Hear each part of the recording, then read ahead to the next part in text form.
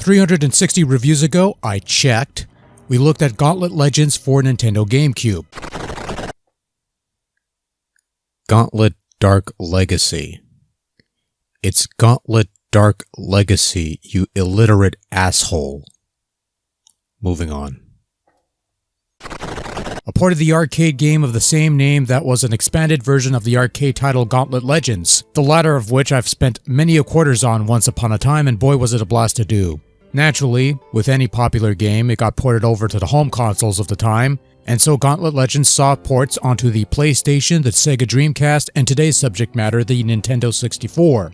So Gauntlet Legends starts off with an in-game cinematic establishing the overall premise before asking you to choose from one of 4 playable characters and venerable Gauntlet staples: the Mighty Warrior, the Durable Valkyrie, the Magical Wizard, and the Speedy Archer.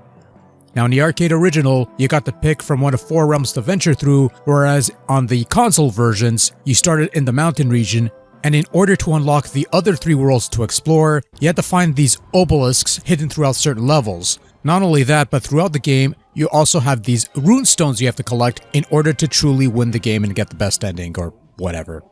But setting those aside, your main goal in Gauntlet Legends is to venture forth through the various levels, fight off a bunch of grunts, collect treasures, gather keys to unlock doors and chests, and make your way to the exit at the end. If there are relics to uncover, you'd best be served to find and collect those relics, which you don't need to clear the level, so you could skip them if you want and go back and get them later, because that's a thing you could do. But trust me, you'll want to get it out of the way on the first trip because some of these levels are really long. And because exploration is a key aspect of Gauntlet Legends, and this is also no longer an arcade game, the gradually draining of health that was a feature in Gauntlet games past, designed to separate players from their spare change, has been removed. And this is a smart move as it allows you to take your sweet-ass time traversing the levels while looking for loot to plunder. Other changes from the arcade game includes being able to carry multiple items and turn them on or off at will, revisit previous stages, a shop system that lets you buy wares, and use zombie and ice levels to replace the arcade version's forest and desert levels. All of this wonderfulness eventually making its way over to the Dark Legacy game down the pike, but that's a review we've already covered ages ago.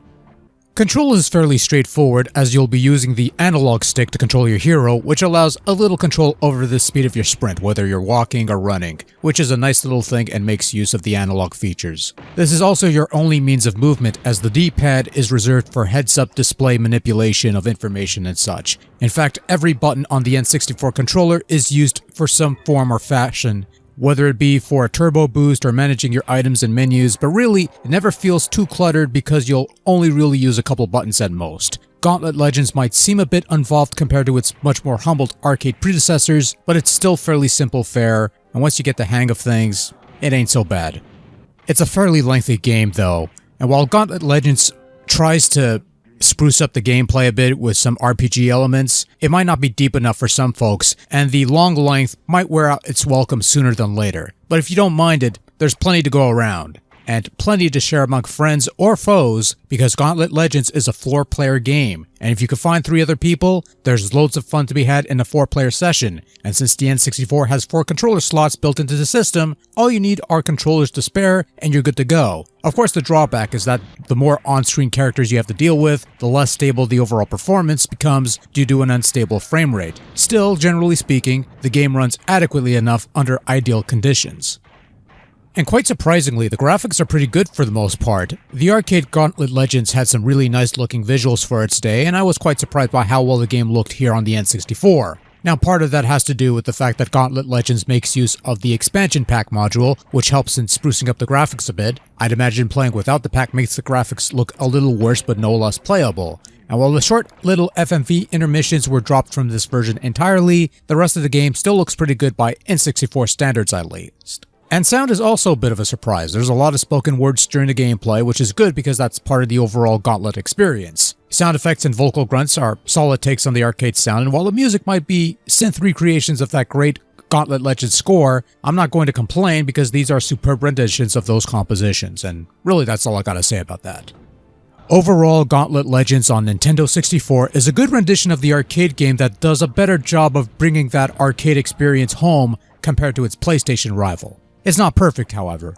4-player sessions might be a net positive, but comes with some stiff performance issues. And given its origins as an arcade title, and despite the attempts to expand on that core gameplay, Gauntlet Legends might not be up to par with some of the N64 heavy hitters like Superman, for example. Still, as far as arcade to home conversions go, Gauntlet Legends is still a fun time on N64 and a great take on one of the better Gauntlet reimaginings out there. That having been said, if you want the absolute best version of Gauntlet Legends, I would direct you to the updated version Gauntlet Dark Legacy, available on the GameCube, the Xbox, and the PS2. Gauntlet Legends on N64, however, gets the job done rather nicely and is a suitably worthwhile and enjoyable game.